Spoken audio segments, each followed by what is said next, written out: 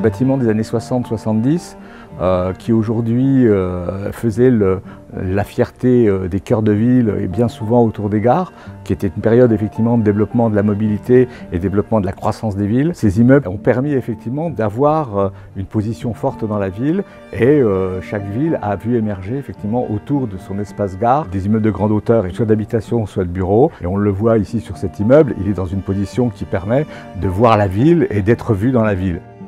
C'est un immeuble qui a un vrai signal urbain, qui est largement ouvert sur la ville, qui possède des hauteurs sous plafond et des volumes extrêmement généreux. Donc c'est un immeuble qu'on reconvertit en fait, on va lui donner une nouvelle vie, une nouvelle fonction. Donc déjà par rapport à l'immeuble que Henri Fabre a construit en 1974, on pourrait dire qu'il nous a laissé un très bel héritage.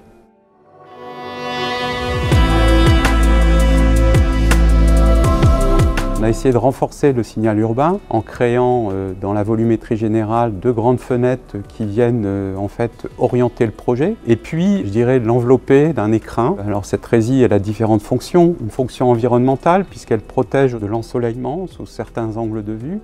Mais elle garde aussi la transparence. Elle permet aussi d'avoir une écriture qui vient s'affiner au travers d'un réseau de lignes qui viennent créer une dynamique sur la façade. On s'est inspiré aussi beaucoup des coloris et des matières qu'on retrouvait sur les toitures en ardoise de Dijon, qui nous ont inspiré en fait sur cette teinte pour faire aussi un projet qui soit vraiment inséré dans son contexte. La tour Sigma, ça a été avant tout, notamment pour moi, un vrai projet de synergie. Et au bout de presque maintenant 5 ans, on arrive à un projet qui aboutit.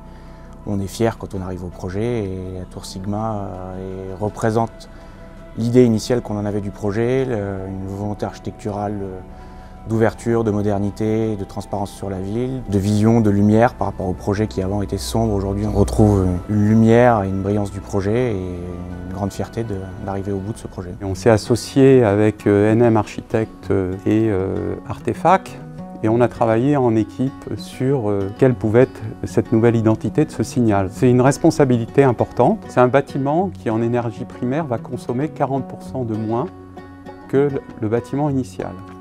Donc c'est un bâtiment qui aussi va pouvoir s'intégrer dans la ville comme un objet qui retrouve cette nouvelle vie, mais qui aussi répond à ces différents enjeux de transition énergétique. Donc ça, je crois que c'est un élément aujourd'hui fondamental dans le processus de construction. Les facteurs clés, c'est l'équipe. Le rôle de Linkcity, ça a été le rôle à la fois d'être à l'écoute de nos désirs, mais à l'écoute aussi de leurs désirs. Et c'est un dialogue permanent, on le voit sur les escaliers extérieurs, qui a permis de fabriquer des petits morceaux de projet, de les tester, et on a fait effectivement avec Linkcity un parcours qui fait de juxtaposition pour arriver en fin de compte au dessin du projet, quoi.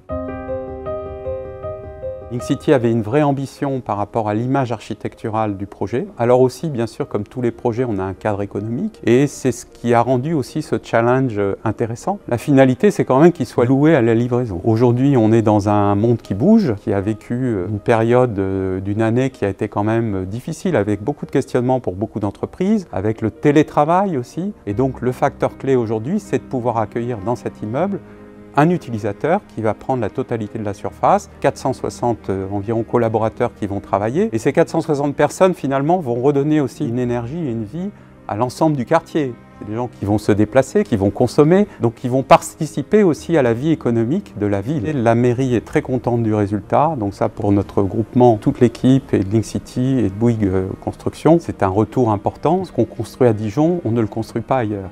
Donc aussi il y a cette réponse contextuelle qui a guidé aussi toute notre réflexion. Au moment du permis, on a sorti une image avec un angle de vue très précis. Et puis aujourd'hui, on a fait des photos et on s'aperçoit qu'on est exactement sur la même image. Ça veut dire que ce qui était à l'intérieur, en fin de compte, était assez ouvert pour pouvoir faire plusieurs solutions. Mais l'image du projet et sa position dans la ville est exactement la même. Et c'est intéressant de voir comment effectivement le projet architectural, le projet urbain est tenu. Et ça, je pense que c'est une réussite.